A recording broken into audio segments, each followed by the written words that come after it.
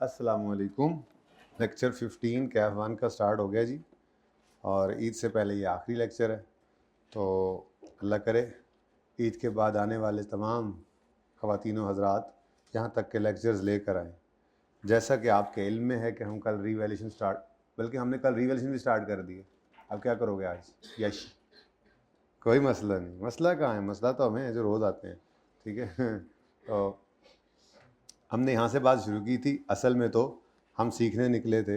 पहली बात जो हमने सीखी थी वो ये कि शेयर कैपिटल अलग होता है कंपनी केस में, और रिटेन्ड अर्निंग्स वो भी इसलिए बताया था कि आपको रिटेन्ड अर्निंग्स वाली, रियल सरप्लस वाली, इक्विटी वाली एंट्री सिखानी थी, तो बुनियाद बन गई थी। उसके बाद फिर मैंने आपसे अर्ज़ किया था कि मोतरज़ीन के एतराज़ को दूर करने के लिए स्टैंडर्ड ने हमें एक ऑप्शन दिया, अगर आप चाहें तो आप ईयर एंड पे सब्सिक्वेंट मेजरमेंट में कॉस्ट मॉडल की बजाय फेयर वैल्यू मॉडल यानी रीवैल्यूएशन मॉडल भी यूज़ कर सकते हैं। फेयर वैल्यू मॉडल नहीं कहना इसको, रीवैल्यूएशन मॉडल ही कहना है, ठीक है। तो ये रीवैल्यूएशन मॉडल के अंदर हमने तरतीब क्या सीखी थी सवाल की। मैंने सबसे पहले कहा था आपको वर्किंग बनाएंगे हम, और वर्किंग के अंदर वही डेट डिस्क्रिप्शन एसेट के आगे 2 कॉलम्स ऐड होने थे। कल एक ही हुआ था, ठीक है, दूसरा आज हो जाएगा इंशाल्लाह। और फिर ये आपकी FR1 के लेवल तक ये वर्किंग कंप्लीट हो जाएगी। कॉलम मतलब इससे ज़्यादा, फिर FR2 में इसके आगे मज़ीद 2 कॉलम ऐड होंगे। फिलहाल FR1 में यही होगा। खैर, वर्किंग हमने बनाई थी, उसमें रिवैल्यूएशन का ट्रीटमेंट देखा था। जितना कल हुआ था आज दोबारा होगा, क्योंकि आज मैंने सवाल के अंदर, कल सवाल के अंदर एक रिवैल्यूएशन थी, आज 2 होनी है। तो पहली तो उसी तरह से होनी है, तो एक तो होनी है कल वाली रिवीजन। लेकिन जाहिर सी बात है, अब कल जिस तफसील से पूरे लेक्चर में हमने वो काम किया, अभी तो वो 15-20 मिनट में होगा, लेकिन फिर उससे अगली रिवैल्यूएशन जो है वो नई चीज़ आ जाएगी, ठीक है। तो ये 2 रिवैल्यूएशन पे चला जाएगा काम।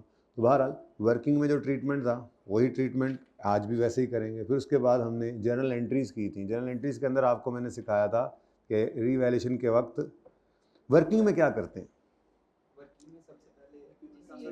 नहीं, मैं रिवैल्यूएशन के दिन पूछ रहा हूँ। रिवैल्यूएशन के दिन एक लाइन खाली छोड़कर रीवैल्यूड अमाउंट लिखते हैं, सरप्लस या लॉस निकल आता है, बैलेंसिंग, ठीक है। फिर जर्नल एंट्रीज में क्या करते हैं? रिवैल्यूएशन के दिन एक नहीं 2 एंट्रीज हैं। पहली एंट्री ट्रांसफ़र की, किसकी ट्रांसफ़र की? अक्यूमुलेटेड डेप्शन के अंदर जितना बैलेंस पड़ा है रिवैल्यूएशन के दिन, उतना सारे का सारा बैलेंस उठाकर फेंक देते हैं एसेट अकाउंट में, ताकि एसेट अकाउंट किस पे आ जाए? बुक वैल्यू पे, ताकि हम बुक वैल्यू को फेयर वैल्यू से कंपेयर करें, सरप्लस लॉस निकले वहाँ पे, ठीक है। तो वही जर्नल एंट्री से ही लेजर बन जाता है, ठीक हो गया। उसके बाद फिर वर्किंग में डेप्रिसिएशन पहले की थी। डेप्रिसिएशन में क्या चीज़ आई थी नई? डेप्रिसिएशन नहीं, डेप्शन क्या वर्किंग में क्या किया था हमने? सर नहीं, पहले डेप्रिसिएशन चार्ज की थी, ठीक है। और डेप्रिसिएशन चार्ज करने के लिए हमने रीवैल्यूड अमाउंट को पकड़ा था और रिमेनिंग लाइफ। गल नहीं दस दे तरतीब नाल, जेड़ी गल कल दी याद है बस वही बता रहे हैं। नहीं, पहले डेप्शन की थी तो वो मसला आया था ना।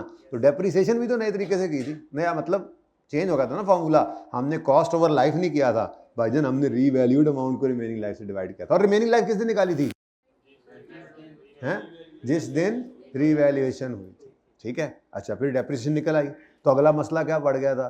क्योंकि रीवैल्यूएशन हुई थी एसेट की अपवर्ड, एसेट की वैल्यू बढ़ गई थी, तो डेप्रिसिएशन भी उसी वजह से बढ़ गई। अब वो बढ़ी हुई डेप्रिसिएशन का असर प्रॉफिट पे पड़ा, और प्रॉफिट चला गया रिटेन्ड अर्निंग्स में। बड़ी इंपॉर्टेंट कल की क्लास थी, तो लेक्चर मौजूद है, ले लेना चाहिए जिन्होंने छुट्टी की थी। लेक्चर मौजूद है, बहुत ही इंपॉर्टेंट क्लास थी। मैंने कहा था पैट जाया करता है रिटेन्ड अर्निंग्स में, और सरप्लस चूंकि हम अनरियलाइज गेन को पीएनएल में रिकॉर्ड नहीं करते, बड़ी डिस्कशन हुई थी इस पे कल, ठीक है। तो हमने एंट्री की थी इसकी एसेट डेबिट रिवेंज सरप्लस, लेकिन कहाँ पे? पीएनएल पे तो नहीं, ओसीआई में क्रेडिट। फिर यहाँ से ये दोनों अपने अपने घरों को गए थे। फिर वो इंक्रीमेंटल डेप्शन का जो असर प्रॉफिट को पड़ा हुआ था, वो असर इसने अपने अब्बू को बताया था, तो यहाँ से फिर इन्होंने ले लिया था। ये ट्रांसफ़र की एंट्री है इंक्रीमेंटल डेप्रिसिएशन की, कि हमारी ये डेप्शन एक्स्ट्रा चार्ज हुई थी उनकी वजह से, इसको हमने यहाँ से निकाला था और इधर फेंक दिया था, ठीक है। तो भाई एक दिन में वक्त बदल गया, जज्बात बदल गए, हालात बदल गए। कैसा महसूस कर रहे हैं? अच्छा, एक ही है ना, 2 कर लें इनको, ठीक है, क्योंकि आज वाली बातें भी आपको आधे जल्दी समझ आएंगी ना, ठीक है। 2 हो गए ना, फिर आज वाला भी दोबारा लेना पड़ेगा आपको। ओके, चलें जी। अब यहाँ तक कोई मसला है तो मुझे बताएं, कोई मसला है तो बताएं। अच्छा, आपको मैंने 52 और 53 होमवर्क में दिया था। अच्छा, अब ये चूँकि पुराना सब पिछले दफ़ा तक मैंने आपको कहा ना कि मैं ये ओसीआई वाली बात बच्चों से पहले लेक्चर में नहीं करता था, ठीक है। ये इस दफ़ा कर दी, इस वजह से इन एंट्रीज़ में ओसीआई का लफ्ज़ लिखा भी नहीं हुआ था, लेकिन हम इसको करेक्ट कर लेते हैं, ठीक है। ज़रा मुझे बताइए, कौन सी एंट्री है? यकम जनवरी 19 वाली एंट्री है, एसेट डेबिट रीवैल्यूएंस सरप्लस के साथ क्या लिख लें? OCI, ठीक है जी। और उसके बाद ये वाली सरप्लस के साथ भी लिख लें OCI। ये लिखा ना तो सोटी कहाँ है? सोटी इन्होंने उठा ली है, वो पड़ी है, लगानी है मैंने, ठीक है, क्योंकि यही तो आपको समझाया था। ये OCI में प्रेजेंट हुआ जिस दिन सरप्लस आया, फिर यहाँ से ये सरप्लस जो होता है ये निकल कर कहाँ जाता है? Statement of changes in equity में अपने घर। अब ये जो ट्रांसफर ऑफ इंक्रीमेंटल डेप्रिसिएशन की एंट्री है ना, ये एंट्री विद इन इक्विटी होती है, इधर से निकल के इधर, इसका OCI से कोई ताल्लुक, ये statement of changes in equity के अंदर ही दोनों कॉलम्स हैं। इधर से इस जेब से पैसे निकाल के आपने इस जेब में डाली, इस तरह से ये उसकी जेब को क्या पता लगना है, ठीक है। तो OCI का क्या पता? OCI में तो सिर्फ प्रेजेंट हुआ फॉर द ईयर, या सरप्लस या आज लॉस आएगा तो वो भी वहाँ प्रेजेंट हुआ करेगा, ठीक है। यहाँ तक को मसला। चलें आगे। तो इसके साथ OCI लिख लिया आपने, और इस तरह इधर भी लिख लिया। ये एंट्री सही कर लें आप। सही तो मतलब पहले असल में ये आगे जाकर जहाँ पे आप सारा सीख लेते हैं ना, उसके बाद आने वाली एंट्रीज में ये लिखा जाता है, लेकिन आज तो कल आपने कमाल कर दिया, आपने पहले लेक्चर में इसको सीख लिया। रोड़ा मुकाओ, आपने कहा रोड़ा मुकाओ, क्या कहा आपने? रोड़ा मुकाओ, ठीक है जी। बाद में क्या सीखना, अभी सीखो। तो ये जनाब करेक्शन मैं इंशाल्लाह कर दूंगा नेक्स्ट टाइम। अब मुझे मज़ा आया है, अगली बार ही बच्चों को ऐसे ही पढ़ा देना है पहले दिन, अगली बारी फिर कोई नवा ड्रामा हो जाना है ना। ये तो हर दफ़ा ही होते रहते हैं ड्रामाज। चल अच्छा जी, कोई मसला है तो मुझे बताएं, वरना अब मैं अगला सवाल करूं जी।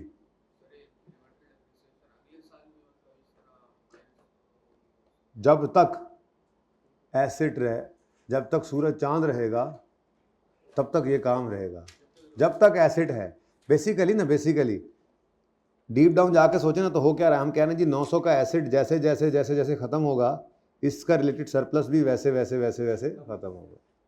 तो अनलेस के दोबारा रीवैल्यूएशन ना हो जाए, या कोई और चेंज, कोई और गड़बड़ ना हो जाए, अगर कुछ चेंज ना हो तो हर साल 100 रुपये एसिड डेबिट होता रहेगा और 50 रुपये की इंक्रीमेंटल डेबिट ट्रांसफर होती है, यहाँ तक कि ये एसिड खत्म हो जाएगा, इधर से ये सरप्लस भी, ठीक है।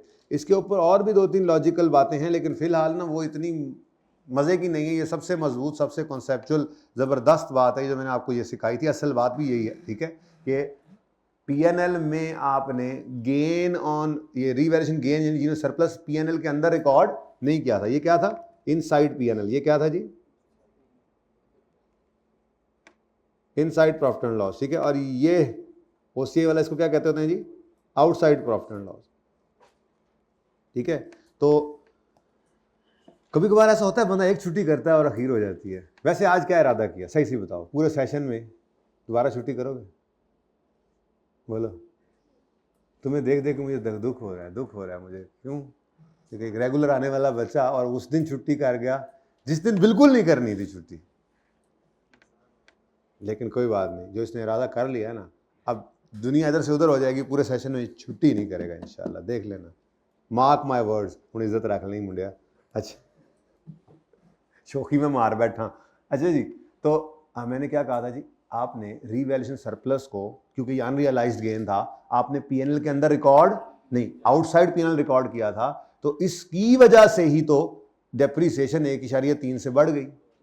तो फिर PNL को तकलीफ तो इसी बात पे, पैड को इसी बात पे तो तकलीफ है कि गेन तो इधर आने नहीं दिया, और इस गेन की वजह से जो इंक्रीमेंटल डेप्रीसिएशन आई है उसका असर मुझे पड़ गया। तभी तो उसने जाके अपने अब्बू को शिकायत लगाई कि इसकी वजह से ना, इसकी वजह से हमें 1.3 का नुकसान हुआ है। तो फिर उन्होंने अपने भाई से बात की, अपने भाई से बात करके ये 1.3 यहाँ से वापस ले लिया, ठीक है। सही है ना? अच्छा जी, सब सवाल कोई है तो बताएं, नहीं तो फिर अब मैं आगे बढ़ रहा हूँ। चलें, लेजर भी बनाए थे, एंट्रीज भी हो गई थी, कोई कंफ्यूजन तो नहीं आया? पुत्र एक्सपेंस के बढ़ने से प्रॉफिट, तो प्रॉफिट PNL में, PNL प्रॉफिट जब कहाँ जाता है? रिटेन, तो रिटेन अर्निंग्स को तो एक तरह से नुकसान हुआ ना, कि वहाँ प्रॉफिट कम हो गया। क्यों कम हुआ? डेप्रिसिएशन के बढ़ने की वजह से। क्यों बढ़ी डेप्रिसिएशन? रीवैल्यूएशन की वजह से, हालांकि कोई गेन तो आया नहीं था। तो ये एक लॉजिक, एक और लॉजिक, एक दो और लॉजिक्स भी हैं, फिर वो कभी फिर से। ये सबसे अच्छी है, सबसे लॉजिकल है, सबसे ज़्यादा कॉन्सेप्चुअली मजबूत है। इस बात को पक्का करो, फिर कभी दूसरी बता दूंगा, फिर तीसरी बता दूंगा। हाँ जी, सही है। नुकसान, अगर ये नुकसान बात समझे तो ये बात याद रख लो कि अगर रीवैल्यूएशन सरप्लस आउटसाइड पीएनएल है, तो उसकी वजह से आने वाली इंक्रीमेंटल डेप्शन का असर क्यों पीएनएल के अंदर है, तो उसका असर निकाल रहे हैं। ये ठीक है। वैसे असल बात वही है नुकसान वाली, लेकिन चलो तुम ऐसा कर लो, तुम्हारे लिए पैकेज है। ओके,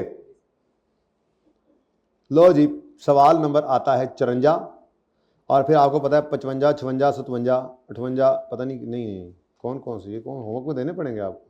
चलो देखते हैं, फिलहाल तो 54 कर लेते हैं जी। 54, mister Umar purchase a building costing 500 million on यकम जनवरी 15 हैविंग लाइफ ऑफ 10 साल, और रीवैल्यूएशन हुई है यकम जनवरी 16 पे जाके पहली। अच्छा, अब ये भी नहीं है कि ऐसे ही होगा, यकम जनवरी 15 पे ऐसे खरीदा और 1 साल बाद रीवैल्यू हो रहा है। ये कभी 2 साल बाद भी हो सकता है, 3 साल बाद भी हो सकता है, कभी स्टार्ट में भी हो सकता है, मैंने कहा था एंड पे भी हो सकता है, मिड में भी हो सकता है, सब कुछ होगा, ये तो होगा। लेकिन फिलहाल सीखने का ज़माना है, ज़रा पहला दूसरा दिन है, ज़रा चलना तो सीख लें। एक बार ये रीवैल्यूएशन काबू में आ गई ना, रीवैल्यूएशन को हमने स्टार्ट होता है ये ही करना है, 2 से 3 पे भी इसी पे ही जाना है। जब एक बार सीख लेंगे, रीवैल्यूएशन समझ में आ गई, अब रीवैल्यूएशन जिस दिन मर्जी होती रहे।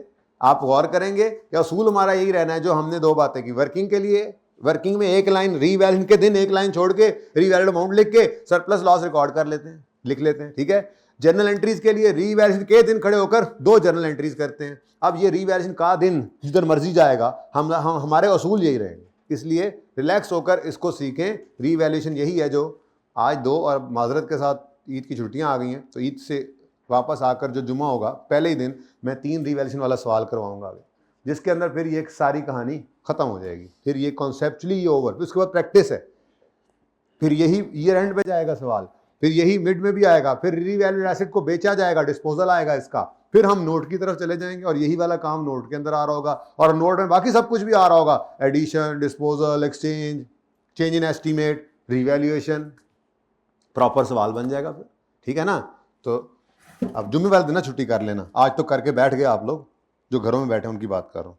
तो सवाल शुरू करते हैं जी। तरतीब हमारी जो होगी, आज ज़रा वर्किंग मुझे उधर से शुरू करनी पड़ेगी, क्योंकि एंट्रीज जो हैं वो 16 की में से एक काम हो सकता है उस्ताद जी, लेकिन चलो कोई नहीं, खैर वहीं से कर लेते हैं, ठीक है। अच्छा लें जी, क्वेश्चन नंबर क्या है, क्वेश्चन नंबर 54, पेज नंबर 1 जी। डेट और डिस्क्रिप्शन यहाँ लिख लेता हूँ, बस इतनी की गुंजाइश मुझे मिल गई ना, बाकी फिर मेरी वर्किंग मैनेज हो जाएगी। बिल्कुल कोना फिर भी मैंने, वैसे तो बच्चे इतने नहीं है, लेकिन फिर भी कंफर्टेबल नहीं होते, ये वाले भी नहीं कंफर्टेबल होते, ज़रा कोना इसलिए मैंने छोड़ दिया, ठीक है। डेस्क्रिप्टियन के बाद एसिड, उसके बाद रीवैल्यूएशन सरप्लस, ये कॉलम तो आप देख चुके हैं ना, उसके बाद आज एक और नया कॉलम आएगा जल्द आपके शहर में, ठीक है जी। ये हमारी क्या होगी जी, क्योंकि उसने हमसे जर्नल एंट्रीज मांगी है, तो ये हमारी क्या है जी, वर्किंग नंबर 1, ठीक है जी। ये पहली वर्किंग है मेरे जी, सही है। शुरू करें, तो कल वाला काम तो फटाफट करें ना, बल्कि कल वाला काम तो वर्किंग में पहले आप करें, पहले आप नवाब साहब, पहले आप नवाब साहब, पहले आप सारे नवाब, पहले आप जल्दी करें, हरी आप।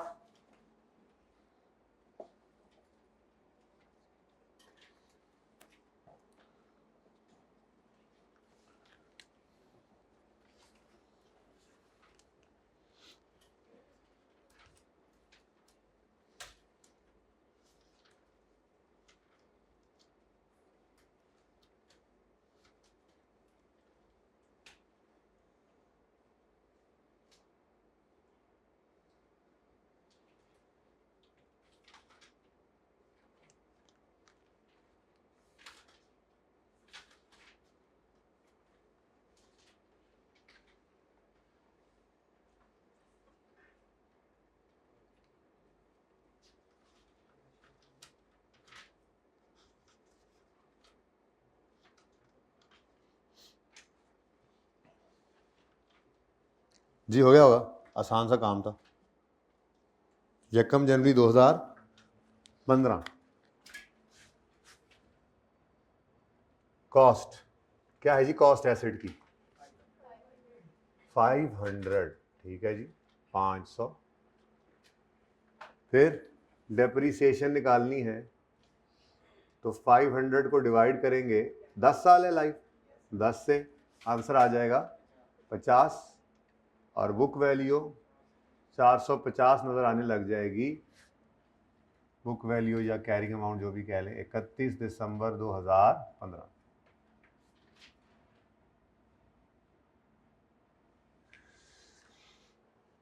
मेरी तरफ से मेरे बोर्ड पे बाकी वर्किंग में कभी कर रहा हूं तो अलग बात है, मेरे बोर्ड पे आज आखिरी बार मैं लेजर बना रहा हूं, लेकिन आपने अभी तीसरी रीवैल्यूएशन तक भी लेजर बनाना है, फिर स्टार्ट ऑफ द ईयर वाला भी बनाना है, फिर जब एंड ऑफ द ईयर तीसरी रिवैल्यूएशन के बाद ना, जुमे को तो मैं तीसरी रिवैल्यूएशन वाला सवाल करवा दूंगा स्टार्ट ऑफ द ईयर पे खड़े होकर, हफ्ते वाले दिन मैं फिर एंड ऑफ द ईयर वाले सवाल पे चला जाऊंगा, उसमें भी 3 रिवैल्यूएशन होगी, लेकिन रिवैल्यूएशन ईयर एंड पे होगी।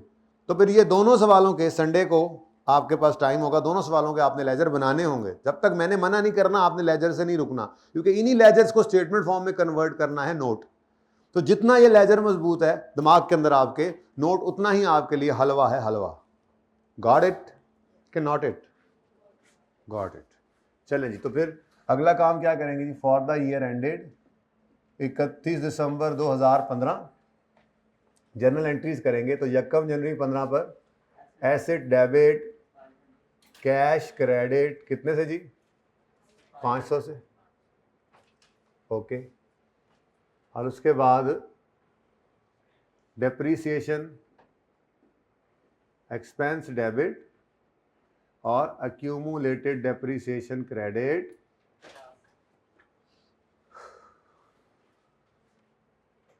थोड़ी सी कंजूसी कर लेते हैं, लेकिन ज़्यादा नहीं करते। मैं अगला साल इसी के नीचे ही बना लूँगा ना आज, क्योंकि इस साल में रीवैल्यूएशन नहीं हुई ना, तो ये कोई कंपैरिजन मैंने चलाना नहीं है।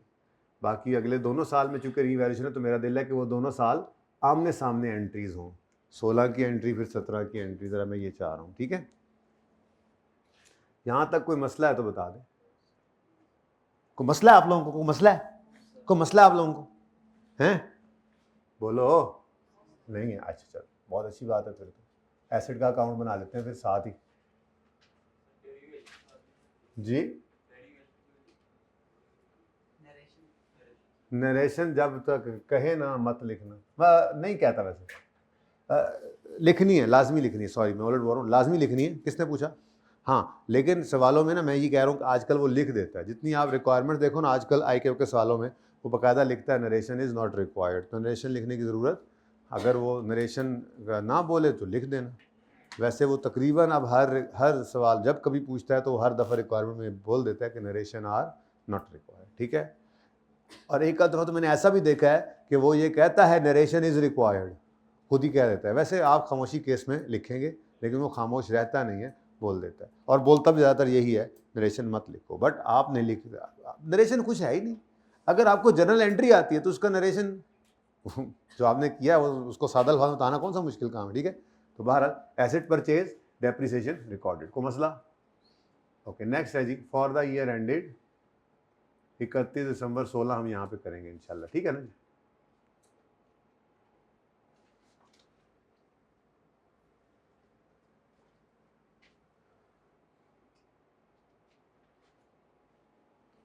अच्छा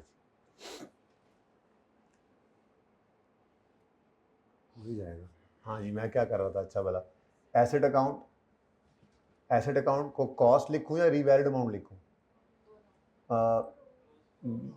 एट ग्रॉस कैरिंग अमाउंट लिख लें तो दोनों ही आ जाएंगे। वैसे अगर कोई ये ना लिखना चाहे तो मैंने बताया था वो लिख सकता है कॉस्ट स्लैश रीवैल्यूड अमाउंट, ठीक है, कोई लिखना चाहे तो। लेकिन अब क्यों लिखना चाहे, जब आसान रास्ता बता दिया तो फिर कोई क्यों लिखना चाहे? कोई क्यों लिखना चाहेगा भला? भाई कोई क्यों लिखना चाहेगा भला, बताओ? है कोई चाहेगा लिखना? कोई चाहेगा?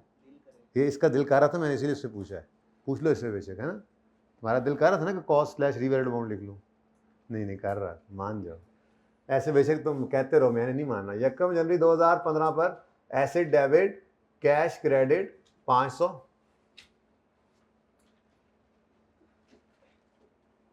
उसके बाद डेप्रीसिएशन की एंट्री कर लेते हैं जी। Depreciation expense debit accumulated depreciation credit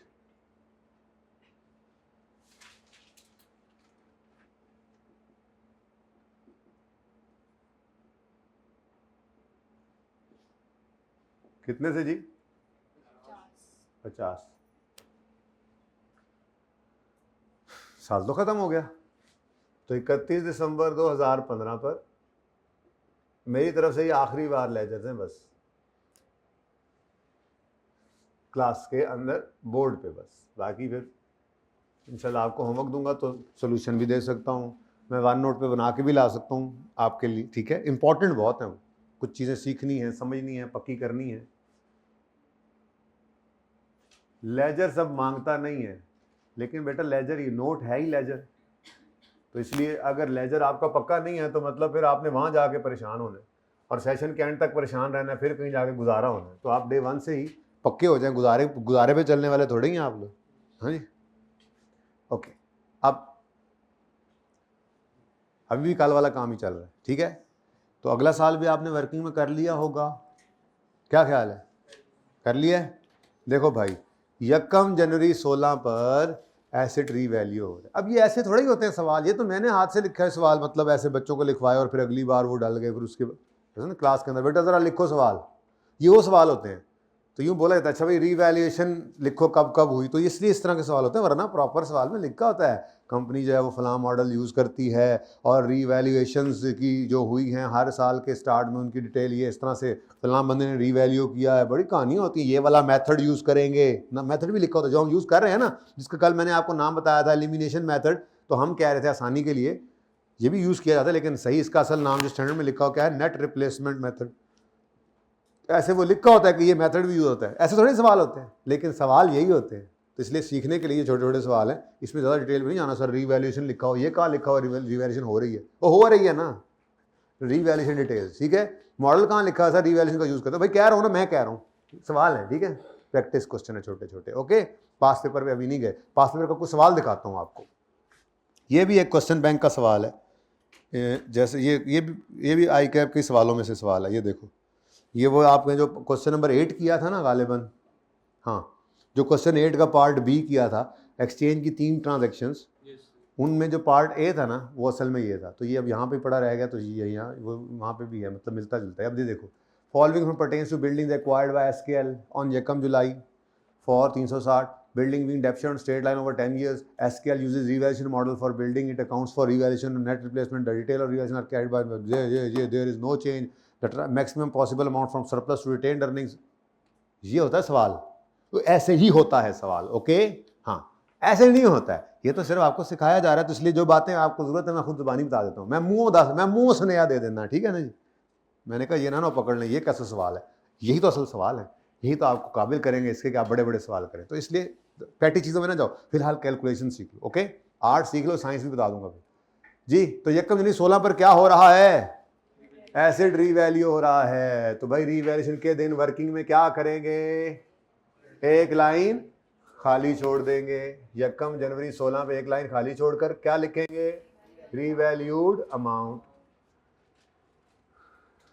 तंग तंग ना ही करें।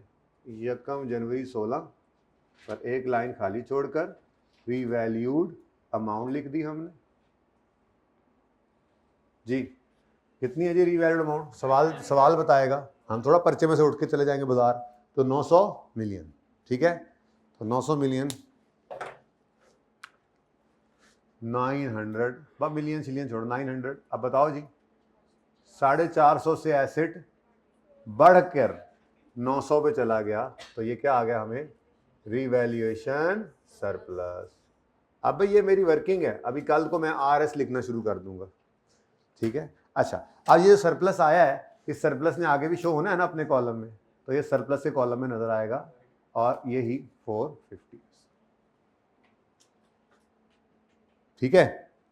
अब पूरा साल कर लेंगे, ये एंट्री करके आगे चले, ये एंट्री करके ही आगे चलते हैं, ठीक है। जरा पक्का हो ले, फिर आइंदा ये क्या करेंगे, एक साल पूरा करके एंट्रीज करेंगे। फिर उसके बाद जब और बड़े हो जाएंगे आप, सारी वर्किंग पहले करके इकट्ठी एंट्रीज कर लेंगे। फिर तो आप जब मैंने आपसे ना एक सांस निकाले बगैर 3 रीवैल्यूएशन वाले सवाल की एंट्रियाँ सुननी है, याद रखना। आप खुद बताओगे इंशाल्लाह, याद करने की जरूरत नहीं है, आप याद होती जा रही है। अभी पहले से एक रीवैल्यूएशन वाली एंट्री याद हो गई ना, आप इंशाल्लाह एक सांस में सुनाओगे सारी एंट्रीज। ओके, और सही है ना? चलो, तो फिलहाल स्टेप बाय स्टेप ही चलते हैं। अब क्या हुआ है जी? रीवैल्यूएशन क्या हुआ है? तो रीवैल्यूएशन में वर्किंग में क्या किया, एक लाइन खाली छोड़कर रीवैल्यूड अमाउंट लिखी। ठीक है, वैसे देखा जाए ना तो कॉन्सेप्चुअली 90% रीवैल्यूएशन आज ओवर हो जाएगी, जो दूसरी रीवैल्यूएशन में पढ़ना है। तो बस तीसरी में फिर एक और चीज़ जो रह जानी है वो आनी है। तो इसका मतलब ये 3 लेक्चर्स के अंदर रीवैल्यूएशन हो जाती है, फिर 2 से 3 लेक्चर्स में इसकी मजीद प्रैक्टिस करके इसको पक्का करते हैं डिफरेंट सिचुएशंस के साथ। उसके बाद फिर ये रीवैल्यूएशन कहीं नहीं जान छोड़ता, ये हर सवाल में ही है। प्रैक्टिस तो इसकी बढ़ती जाएगी, पर सीखने की हद तक ये 5-1 लेक्चर लगते हैं, 5 से 6 कह लो। ठीक है, अच्छा चलिए वापस आएँ। तो सॉरी, वर्किंग में क्या करते हैं हम, वर्किंग में एक लाइन खाली छोड़कर रीवैल्यूड अमाउंट लिखते हैं, सरप्लस या लॉस निकल आता है बैलेंसिंग फिगर। कोई मसला यहाँ तक, बोलो। अच्छा, उसके बाद जर्नल एंट्रीज में क्या करते हैं जी, जर्नल एंट्रीज में 2 एंट्रीज करनी पड़ती हैं हमें।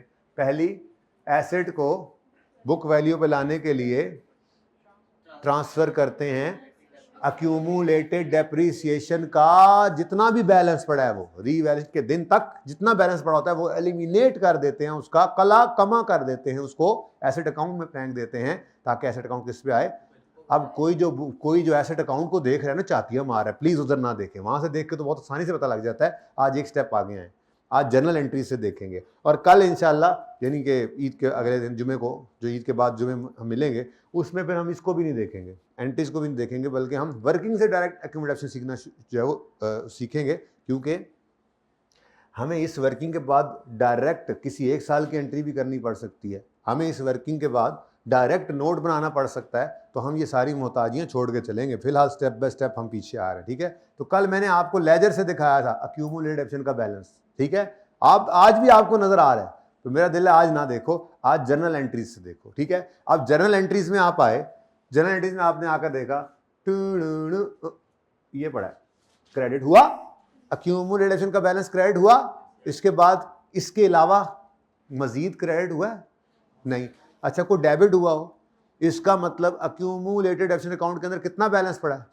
खबरदार, इधर किसी ने देखा तो खबरदार, खबरदार, फिर तुम देखकर कह रहे हो बेशरम आदमी, मैं कह रहा हूं खबरदार, इधर देखा तो इधर देखो, कल इधर भी नहीं देखना पिछली एंट्रियों में, वर्किंग में डायरेक्ट जाएंगे। लेकिन फिलहाल इस स्टेप बाय स्टेप हम जा रहे हैं। तो मुझे बताओ, अक्यूमुलेटेड डेप्रिसिएशन एंट्रीज में देखकर क्या नजर आ रहा है, एक बार 50 से क्रेडिट होता है। अच्छा, 2 साल बाद रीवैल्यूएशन होती तो ये 2 आ रही होती, 3 साल होते 3 आ रही होती, और अगर इससे पहले कोई रीवैल्यूएशन हो गई होती तो ये डेबिट होकर खत्म भी हो गई होती। लेकिन ऐसा फिलहाल कुछ नहीं हुआ। ये एंट्रीज से हम ढूंढ रहे हैं क्या चीज, अक्यूमुलेटेड डेप्रिसिएशन का बैलेंस रीवैल्यूएशन के दिन। समझ आता है, उधर से तो आसानी से मिल जाता है ना 50, इसीलिए मैंने आज बीडी लिखा ही नहीं जान के। ठीक है, चले तो भाई स्टेप 1 यानी रीवैल्यूएशन के दिन वर्किंग तो हो गई।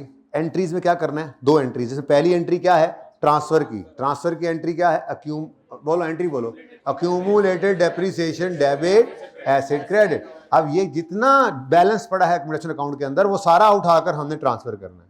अब वो बैलेंस ढूंढने के लिए हम इधर आए, तो हमने देखा आज तक ये सिर्फ एक बार क्रेडिट हुआ है 50 से, तो इसका मतलब अक्यूमुलेटेड डेप्रिसिएशन अकाउंट के अंदर कितना बैलेंस पड़ा है आज 1 जनवरी 16 पर, 50 रुपए, 450 कह रहे, 50 रुपए पड़ा है। ये 50 रुपए को क्या कर देंगे, ट्रांसफर। तो 1 जनवरी 16 पर मैं आता हूं भी तुम्हारे पास, थर्ड करता हूं मैं तुम्हें, हैं जी, बोलें एक्यूमुलेटेड डेप्रिसिएशन डेबिट और asset credit, this is transfer. Entry किसकी है, ट्रांसफर की। कल नरेशन लिखवा दिया था आपको, पर्चे में नरेशन लिखना पड़े, सिर्फ ये लिखो transfer of accumulated depreciation.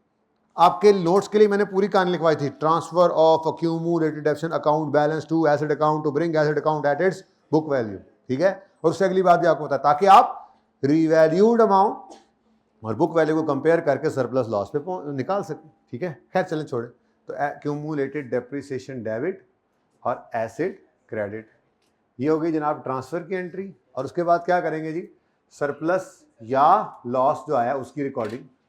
Surplus भी आ सकता है, लॉस भी। अभी तो सरप्लस है, अभी थोड़ी देर में आ जाता है लॉस, कल तक सरप्लस था ना। सरप्लस कितना आया, अब ये वर्किंग से देख के एंट्री करनी है। वर्किंग आपको एंट्री करा रही है, हर एंट्री वर्किंग करा रही है। देखो 500 से asset debit cash credit, 50 asset कम हो रहा है तो डेप्रिसिएशन एक्सपेंस डेबिट। लेकिन हमारी एंट्री जनरल एंट्री हम करते हैं अच्छी प्रेजेंटेशन वाली, तो depreciation expense debit accumulated depreciation credit. अब यहाँ पे आके चूंकि ये asset account book asset account नहीं है ना, ये वर्किंग है, ये बुक वैल्यू पे है, इसलिए आपको ट्रांसफर की एंट्री इस वर्किंग में सिर्फ नजर नहीं आएगी। ठीक है ना। तो वो आपको जरा ध्यान से खुद ढूंढ के करनी पड़ा करेगी। खैर चलें, अक्यूमुलेटेड डेबिट, ये entry accumulation debit acid credit 50 से, ठीक है, वापस आ गए। ये रिवैल्यूएशन है, कान के नीचे दूंगा, ये रिवैल्यूएशन हो रही है, ये एसेट ऊपर ऊपर क्या पड़ा है, एसेट, यहां से एंट्री करो, बोलो बोलो बोलो, asset debit revaluation surplus in OCI credit, asset debit revaluation surplus in OCI credit. हाँ जी, समझ आती है, शुक्र है। Asset debit revaluation surplus in OCI कितने से जी, 450 से। लो जी, ये जी इसकी नरेशन आ गई, रिकॉर्डेड रिवैल्यूएशन सरप्लस। ओ बड़ी रॉकेट साइंस बताई है आपने, तो मुश्किल काम नहीं है ना, आसान काम, जिंदगी बड़ी आसान है। मैं भी लोगों ने डराया हुआ, मुश्किल है आप लोगों का रोज आना, छुट्टी कर लेते हैं लोग। भाई माइंड तो नहीं कर रहे, कर लो, मैंने फिर भी कहना है, कहते रहना है।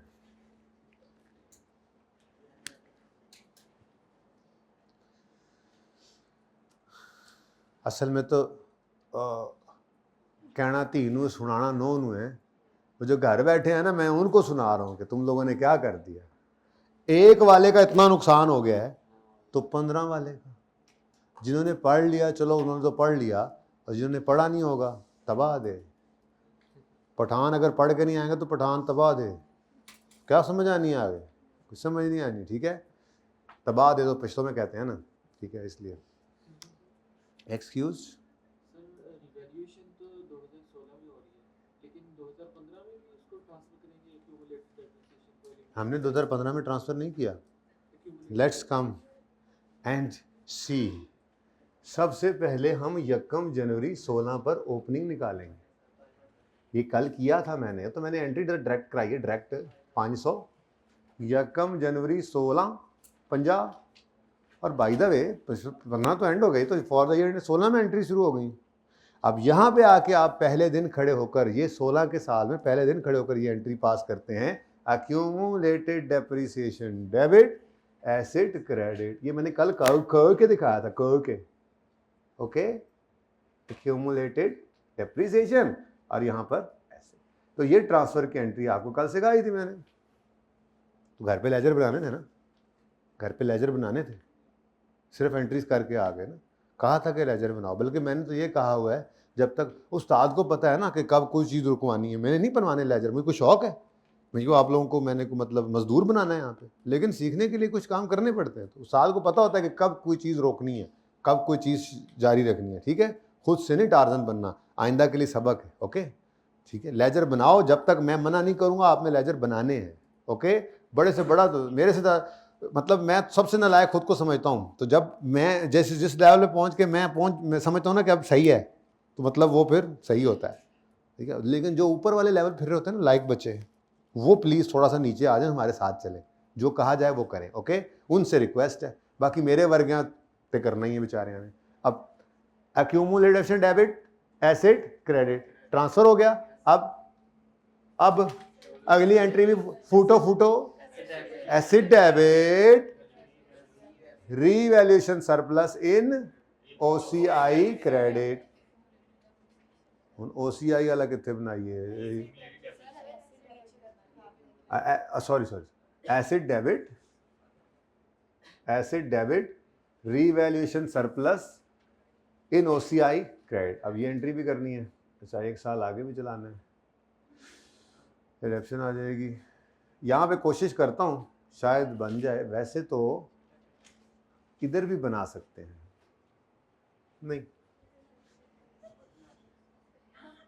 कहाँ, वहाँ कहाँ, वो उधर, मेरी मर्जी, मेरा बोर्ड है, आप अपने रजिस्टर में जहाँ मर्जी बनाए।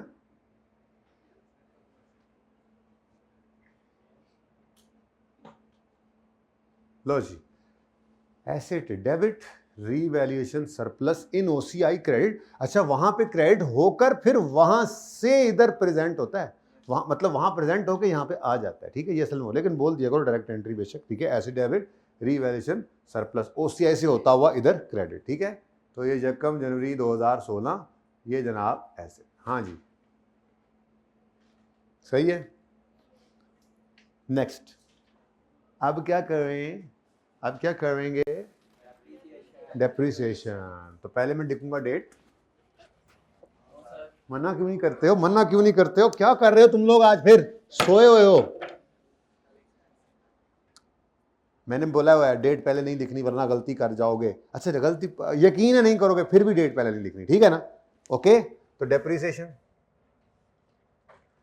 के लिए फॉर्मूला क्या हो गया अब, revalued amount over remaining life. Remaining life किस दिन खड़े होकर निकालेंगे, जिस दिन एसेट रीवैल्यू हो रहा है। किस दिन रीवैल्यू हो रहा है, यकम जनवरी 16 पर। ये सीख लो अभी, क्योंकि असल सवालों में तो आप एसेट की जिंदगी का 5वां 6ठा साल होगा, आप वहां पे खड़े होकर वर्किंग कर रहे होगे, तो आपको डायरेक्ट गिन के आना पड़ेगा, गिनना आना चाहिए। ये इस तरह से नहीं होगा सवाल, ये तो सिखाते हुए इस तरह से होता है। इस तरह थोड़ी होगा सवाल कि आप जरा आप एसेट खरीदें और फिर यहाँ पे लेकर आए ऐसा थोड़ा ही होगा। ऐसे खरीदा होगा 5-6 साल पहले और फिर किसी एक साल में खड़े होंगे, आप उस साल का नोट बना रहे होंगे, उस साल की वर्किंग, उस साल में रिवैल्यूएशन हो रही होगी, उससे पहले भी रिवैल्यूएशन हो चुकी होगी, पता नहीं क्या कुछ देखना पड़ेगा आपको इन आंखों को।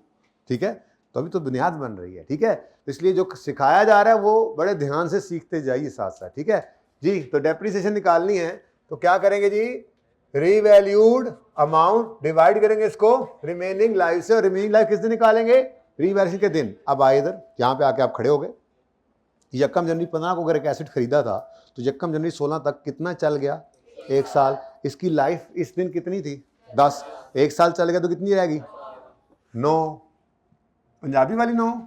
ओके नेक्स्ट, ये क्या है, ये क्या है, ये क्या है, ये क्या है, ये क्या है, नहीं ये क्या है, ये क्या है, ये हशर है, ये हशर है, और हम अब करेंगे नशर। बातें ही भूल जाते हो यार आप लोग, बातें ही भूल जाते हो। ठीक है, तो हशर नशर कर दे इसके साथ, हशर हो गया, ये नशर भी हो गया। ठीक है जी, ओके जी, ये आ गया 100 और ये आ गया 50।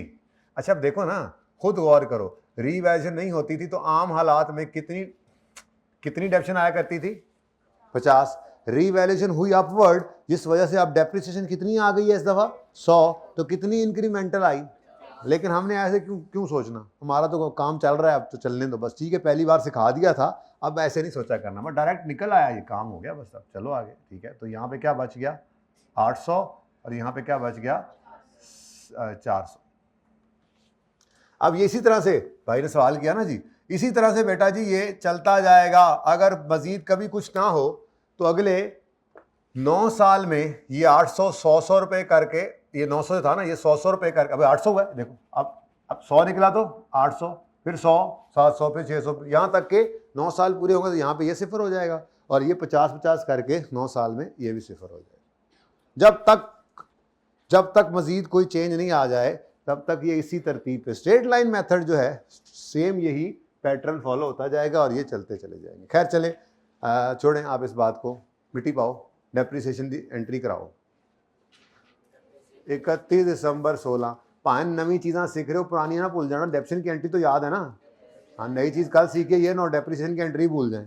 ठीक है जी, depreciation expense debit, accumulated depreciation credit, कितने से, 100 से। ठीक है जी, नेक्स्ट, ये 31 दिसंबर 16 वाले साल, 16 वाले साल की डेप्रिसिएशन है 31 दिसंबर 2016 पे, तो 31 दिसंबर 2016 पे फिर बुक वैल्यू आपकी आ चुकी। ठीक है जी, 800 और 400 जी। अब डेप्रिसिएशन की एंट्री हो गई, अब 50 रुपए की एंट्री पास करनी है, तो वो एंट्री कैसे पास करेंगे, हाँ बस याद कर लिया, बस दैट्स इट, समझ लिया था लॉजिकली इसको। ठीक है, कि फिर एक बार बता भी देता हूँ, असल में आम हालात की निस्बत डेप्रिसिएशन क्या हुई,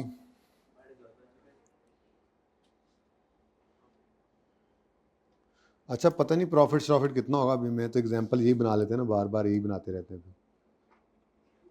चलो जी 3 रिवैल्यूएशन आएंगे ना, तो 3 रिवैल्यूएशन पे मैं इसी को ही लेके आऊँगा, ठीक है। आगे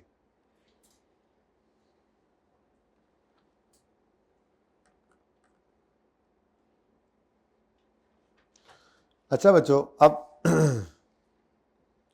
हमारा साल 2016 का है, ठीक है। इस वक्त हमारा साल कौन सा चल रहा है? 2016,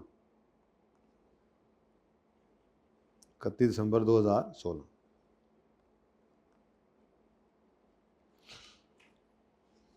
बाकी चीज़ें तो बदल जानी है ना।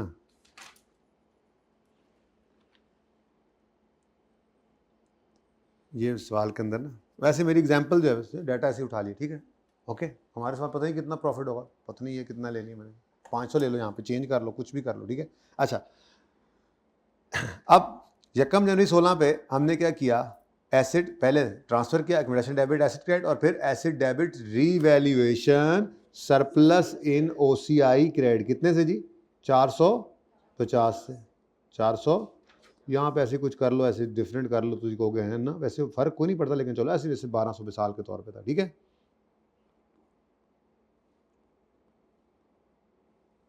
वैसे मेरा अपना डेटा है, ठीक है, क्वेश्चन एक को चल रहा है, रनिंग डेटा या ज्यूम डेटा सारा, ठीक है ना। हाँ, लेकिन जो मेरे सवाल वाला डेटा है वो क्या आया, एक्यूमुलेशन डेबिट एसिड क्रेडिट, और दूसरी तरफ दूसरी entry acid debit revaluation surplus in OCI credit. ये कितने से जी? 450। अब लाल गाड़ी पे बैठकर 1200 ने जाना है रिटेन अर्निंग्स में, और नीली गाड़ी पे बैठकर इस भाई ने कहाँ जाना है? Revaluation surplus. अपने अपने घर चले गए दोनों, ठीक है। तो ये अपने घर पहुंचा 1200, और ये भी अपने घर पहुंच गया जी। 1200 को लाल कर देता हूँ, बल्कि चलो कर ही देता हूँ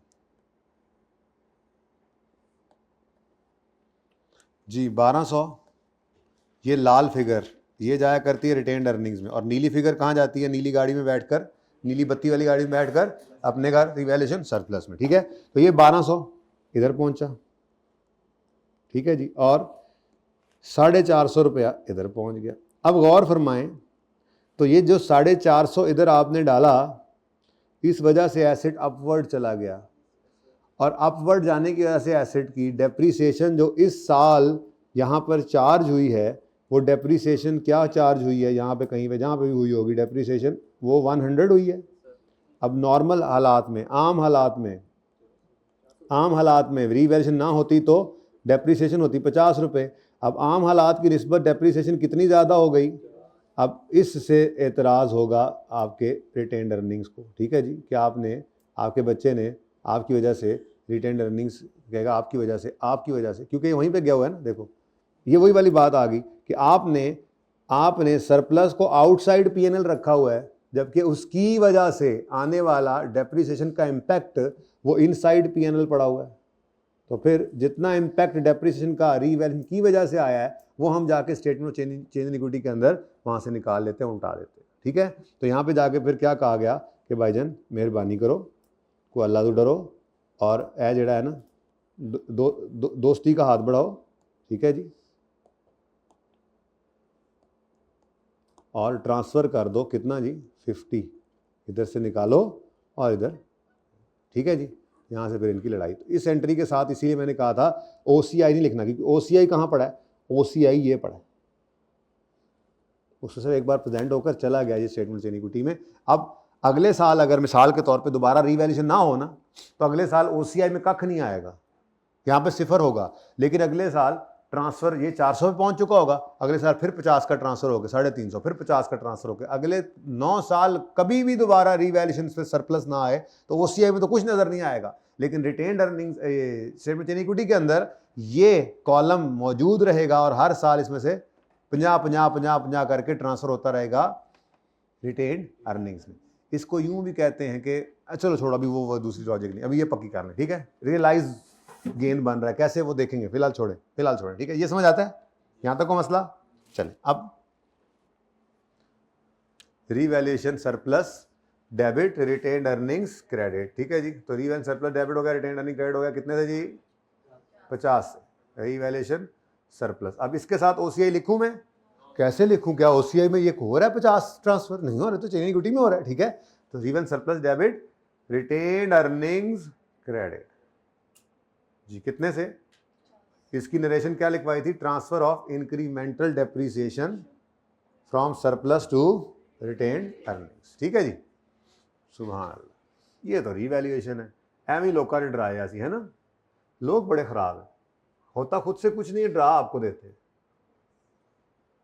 बस आपने ऐसे लोगों से नहीं मिलना होता, ठीक है ना। पास होने वालों से मिला करो, फेल होने वालों से मिला करो। उन्होंने यही कहना आई क्या पास नहीं करता, हालांकि खुद होया नहीं जाता।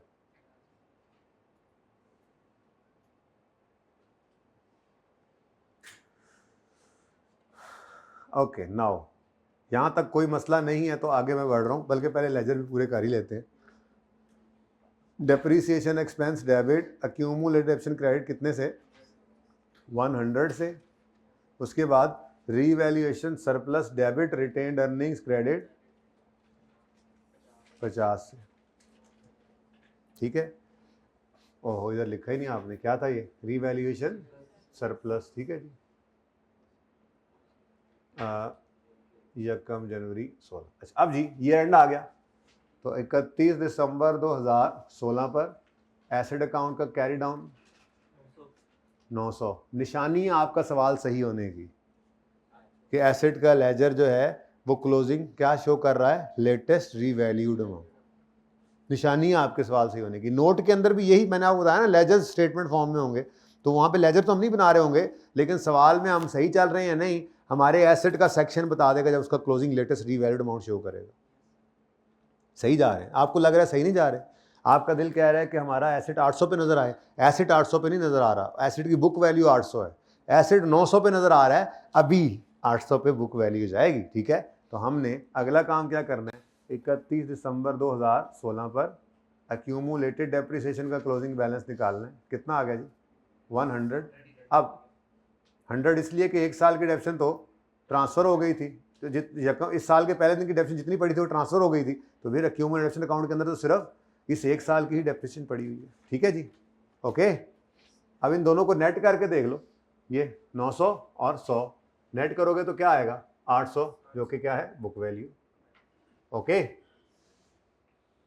सही है। अच्छा, उसके बाद एक लेजर रह गया अभी बैलेंस होने वाला, और वो है रीवैल्यूएशन सरप्लस का। तो 31 दिसंबर 16 पे इसका क्लोजिंग बैलेंस 400 नज़र आएगा। वर्किंग से ये मैच करेगा, आपका सवाल सही जा रहा है बिल्कुल। निशानियां हैं अक्ल वालों के लिए। यहां तक कोई मसला है तो बताएं जी। तो मसला नहीं, चलो ये तो था जनाब कल वाला काम। अब आज वाला काम शुरू करते हैं, ठीक है। अब आज नया काम होगा। अब जुमे को जब आएंगे तो ये दोनों काम फिर रिवाइज होंगे और फिर तीसरी रिवैल्यूएशन आएगी, ठीक है। फिर कॉन्सेप्टली ओवर हो जाएगा। उसके बाद फिर हफ्ते वाले दिन ईयर एंड करके तो हम किसी हद तक तैयार होंगे, नोट को सीखेंगे और फिर उस तरफ चल पड़ेंगे, ठीक है। ओके, तो भाई अब कह रहे हैं पार्ट 2 शुरू करना है, क्या करें? करवा लें? कर लें।